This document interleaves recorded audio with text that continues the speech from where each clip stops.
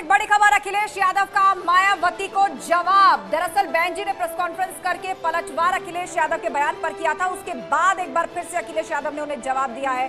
मैं चाहता था कि मायावती पीएम बने, बीएसपी से गठबंधन भी किया था। अखिलेश ने ये बातें कही हैं। गठबंधन बना रहता तो सपना सच होता। देखते हैं देश का पीएम कौन बनता है। ये बातें कही हैं अखिलेश यादव ने। दरअसल मायावती ने प्रेस कॉन्फ्रेंस करके अखिलेश यादव के उस बयान पर पलटवार किया था जिसमें अखिलेश यादव ने कहा था कि बीजेपी को उन्हें राष्ट्रपति बना देना चाहिए। सुनवाते क्या कहा अखिलेश यादव ने इस बात की। और मैं तो चाहता भी था, पिछली बार समझौता भी इसी बात के लिए था, और ये समझौता बना रहता, गठबंधन बना रहता तो शायद आने वाले समय में इस देश के बहुजन समाज के लोग और बहुजन समाजवादी पार्टी से जुड़े लोग और बाबा साहब भीमराव अंबेडकर जी के सिद्धांत पर चलने वाले लोग देखते हैं कि देश का प्रधानमंत्री कौन बनता। और पूरा गेस्ट पैनल हमारे साथ जुड़ा हुआ है। शशांक यादव जी, बहन जी नाराज हो गई, बुआ नाराज हो गई बबुआ से, अब डैमेज कंट्रोल करना पड़ रहा है। नहीं बुआ जी, बहन जी के लिए आप कह रही हैं नाराज हो गई। नाराज क्या, जब चुनावी वो हमारे खिलाफ लड़ी तो वो हमसे हमारे नजदीक नहीं, आप कोई जोखिम नहीं लेना चाहते ना। अखिलेश यादव कह रहे हैं कि हम तो चाहते हैं प्रधानमंत्री बने, पिछले बार भी यही डील हुई थी, आगे भी हम चाहते हैं कि हमारे साथ गठबंधन में रहे। जी जी जी हाँ। देखिए एक चीज बता दें आस्था जी, सरकार जरूर बनी है भारतीय जनता पार्टी की। मनीष भाई बार बार इस बात को कह रहे हैं कि सपा हार गई है, वो अपने हार के कारणों को नहीं देख रही है। मैं मनीष जी से फिर कहना चाहूँगा कि सरकार बनी जरूर है लेकिन सरोकार नहीं बदले हैं। सरोकार वही है, मुद्दे वही हैं, वही बेरोजगारी है, वही महंगाई है, वही बिजली की कटौती है कि उत्तर प्रदेश आज करहा रहा है, वही पेट्रोल के दाम है जो आज जनता चिल्ला रही है।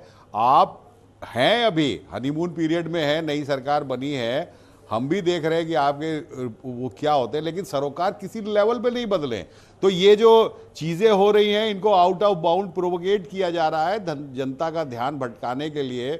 मायावती जी के बयान हो चाहे दूसरे बयान हो, आजम साहब वाले बयान हो, और इसमें बीजेपी बड़ा अपने को कंफर्टेबल महसूस करती है कि ये डिबेट्स चलती रहे ताकि जो जनता के बेरोजगारी के, महंगाई के, स्वास्थ्य के सवाल है वो पीछे दबे रहे। शशांक जी, और इन पर कोई अंतर पड़ने वाला नहीं है, ये इनके बस का नहीं है कि लेकिन उसके साथ साथ कुनबे में इस तरीके का झगड़ा क्यों बढ़ा, उस पर सवाल तो होंगे ही ना। इसमें बीजेपी कंफर्टेबल हो जाती तो ठीक है, वो विरोधी पार्टी है आपकी, दूसरी विरोधी पार्टी के अंदर यदि कुछ भी इस प्रकार का होगा तो वो तो कंफर्टेबल सिचुएशन किसी के लिए भी हो सकती है। मनीष शुक्ला जी। आस्था जी, मैं तो आपसे भी और जितने पैनल के साथी बैठे हुए सबसे पूछ रहा हूं, मैं सिर्फ ये कह रहा हूं कि 2024 का चुनाव जो अब आज की तारीख में अगला पॉलिटिकल एजेंडा होने जा रहा है, वो पॉलिटिकल एजेंडा क्या पार्टी के और लीडर्स के बीच का होगा या इश्यूज का होगा। जैसे बड़ा क्लियर कट है, कश्मीर से कन्याकुमारी तक सवाल इस बात पे उठेगा कि कॉन्स्टिट्यूशन की जो चीज बहस है वो बचेगी कि जाएगी। अब इनको शांत कराइए, सवाल आपने मुझसे पूछा, पूरा समय लिया, जवाब दे रहे, बात पूरी कर ले, मैं आपके पास आती हूं। जाएगा, ये सवाल बड़े सवाल हैं, ये पार्टी दलगत से ऊपर उठ के निकलने वाले सवाल है। देखिए दो आस्था जी, एक तो अभी अखिलेश यादव ने वही बात रिपीट की जो बात चर्चा के पहले दौर में मैंने याद दिलाई थी। तो जब बसपा से ये समझौता कर लेंगे तो सारी बातें अच्छी, और जब नहीं समझौता करेंगे तो इस तरह की बातें करेंगे। मैं फिर से कहूंगा ठीक है कि आप अखिलेश जी, मायावती जी से अच्छा कैंडिडेट तो प्रधानमंत्री का आपके पास आपके पिताजी थे, जिनको आपने राष्ट्रीय अध्यक्ष का पद छीन के राजनीति से बाहर कर दिया। तो बुआ जी समझ गई कि जब पिताजी के साथ ही व्यवहार उन लोगों ने किया तो ये झांसा ही दे रहे हैं पीएम का। और देखिए उत्तर प्रदेश में 2014 से जाति और धर्म की राजनीति समाप्त हो गई है। अब विकास की राजनीति पर उत्तर प्रदेश की जनता वोट दे रही है। करप्शन और क्राइम के खिलाफ कौन है उस पर वोट दे रही है। आतंकवाद के खिलाफ कौन।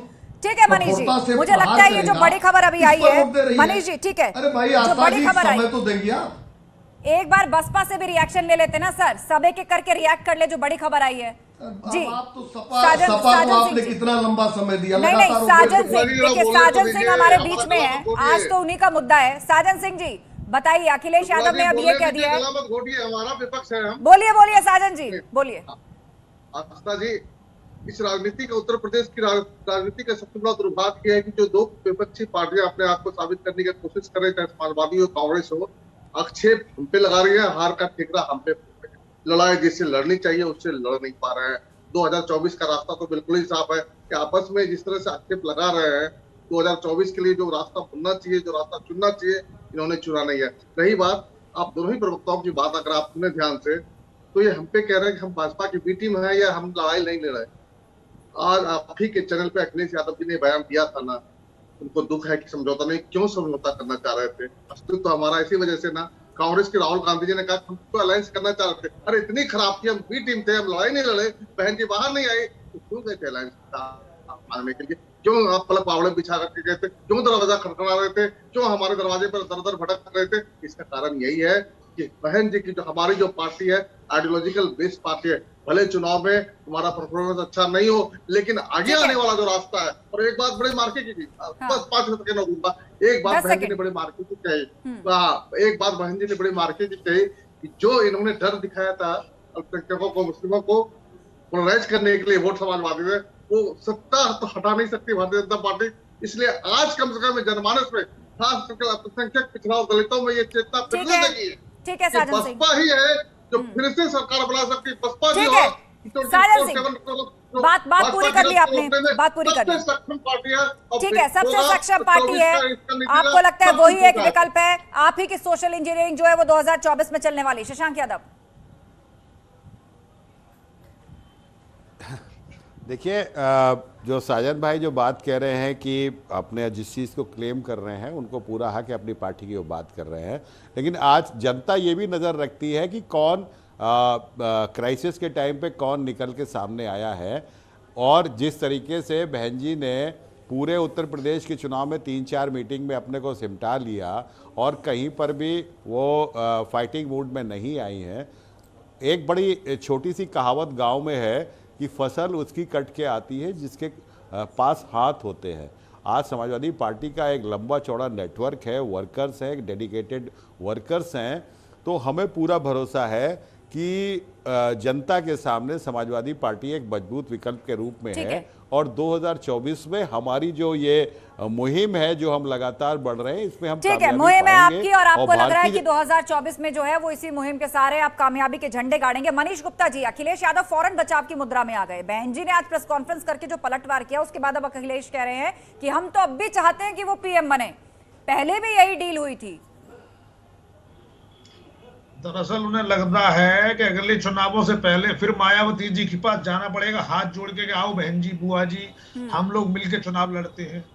उन्हें लग रहा था, बीच में उड़ती उड़ती खबरें आई थी कि भाजपा के साथ मायावती जी की दोस्ती है, तो उन्हें लगा कि मौका देख के कमेंट कर दो।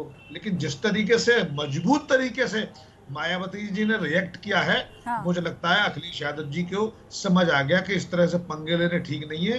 बिना बात को जलती हुई लकड़ी में आग में हाथ देने से हाथ जल जाएगा, और आगे आने वाली अगर कोई मदद मिलनी होगी बसपा से तो नहीं मिलेगी। बहुत अच्छा किया अखिलेश जी ने, समय रहते अपनी बात बचा ली, अन्यथा आने वाले समय में और नुकसान होने की संभावना थी। बिल्कुल, आग से खेलने जैसा ना ये हो जाए, उससे पहले डैमेज कंट्रोल में आज अखिलेश यादव नजर आए और थोड़ी देर पहले उन्होंने ये बयान दिया। अब चूंकि डिबेट बिल्कुल अंतिम पड़ाव में है, जाते जाते पूनम पंडित, मैं चाहूंगी आप अपनी बात पूरी कीजिए और जहांगीरपुरी मत जाइएगा, ये झंडे का रंग और धार्मिक स्थलों की बात मत करिएगा, विषय पर बोलिए। मेरा तो एक मानना है कि ये जो हम बात कर रहे हैं ये तो जरूरी है ही, लेकिन हम लोगों को इन सब मुद्दों में बेरोजगारी, गरीबी, महंगाई, समस्या, हमें उन्हें नहीं भूलना चाहिए, ना उनको दबाना चाहिए। तो नहीं, जो चीजें हैं, जो मुद्दे पे बात होनी है, तो वो मुद्दा बेरोजगारी का होना चाहिए, वो मुद्दा इतना ज्यादा महंगाई है उसका होना चाहिए, शिक्षा को लेकर के मुद्दा होना चाहिए, स्वास्थ्य सुविधाओं को लेकर के मुद्दा होना चाहिए। ये इनका आपस का पार्टी का जो है आपस में चलता रहता है सिस्टम, ठीक है, वो उससे नाराज है, वो उससे नाराज है, लेकिन मेरे लिए जो सर्वोपरि है, वो मेरे लिए सबसे पहले जनता के जो मुद्दे हैं उन पे बात करना सबसे पहले ज्यादा जरूरी है। और मेरे हिसाब से यहाँ पे सभी लोग मेरी इस बात को मानते होंगे, क्योंकि जनता सर्वोपरि होती है। जनता के मुद्दों को उठाना, बिल्कुल, जनता के मुद्दों को उठाना विपक्ष का अधिकार है। आप उठाइए, आप सड़क पर उठाइए, आप सदन के भीतर उठाइए, लेकिन सियासी समीकरण किस तरह से कई बार हलचल मचाते हैं, उन पर सवाल उठते हैं, उस पर सवाल पूछना, चर्चा करना भी जरूरी हो जाता है। चूंकि अब डिबेट खत्म करनी है, लेकिन उससे पहले मैं चाहूंगी शशांक यादव जी जाते जाते बताकर जाएं कि 2024 की तैयारी या लड़ाई आप किस तरह लड़िएगा, बिखरा कुनबा कैसे संभलेगा, और मायावती ने आज जिस तरह का पलटवार आप पर किया है उसके बाद आपको लग रहा है कि 2000 बचाव की मुद्रा में आप आए कि कहीं 2024 के लिए कोई गठबंधन यदि हो तो उसकी संभावना खुली रहनी चाहिए, इसीलिए तुरंत डैमेज कंट्रोल अखिलेश यादव ने किया। देखिए, सामाजिक न्याय की लड़ाई समाजवादी पार्टी का प्रमुख मुद्दा है, वो रहेगा। और संविधान को, जो संविधान पर समाजवादी पार्टी ये महसूस करती है कि भारतीय जनता पार्टी के जितने भी अटेम्प्ट्स हैं वो संविधान के खिलाफ हैं। हम संविधान की रक्षा और सामाजिक न्याय, सोशल जस्टिस को लेकर मैदान में उतरेंगे। और जब ये मुद्दे इतने बड़े हैं कि जो अन्य दल है उनको इस बैनर पर आना पड़ेगा। चलिए, बहुत बहुत शुक्रिया आप सभी मेहमानों का इस चर्चा में शामिल होने के लिए। तो अखिलेश यादव ने जिस तरह का बयान दिया था उसके बाद आज प्रेस कॉन्फ्रेंस करके बसपा सुप्रीमो मायावती ने उन पर पलटवार किया और एक बार फिर से अखिलेश यादव डैमेज कंट्रोल की मुद्रा में आए और थोड़ी देर पहले उन्होंने बयान देते हुए कहा कि हम तो आज भी चाहते हैं कि बहन जी प्रधानमंत्री बने। इससे पहले जब गठबंधन हुआ था तब भी यही बात हुई थी और 2024 के लिए कहीं ऐसा ना हो कि यदि किसी गठबंधन की संभावनाओं को सपा देख रही है तो बहन जी नाराज हो जाए।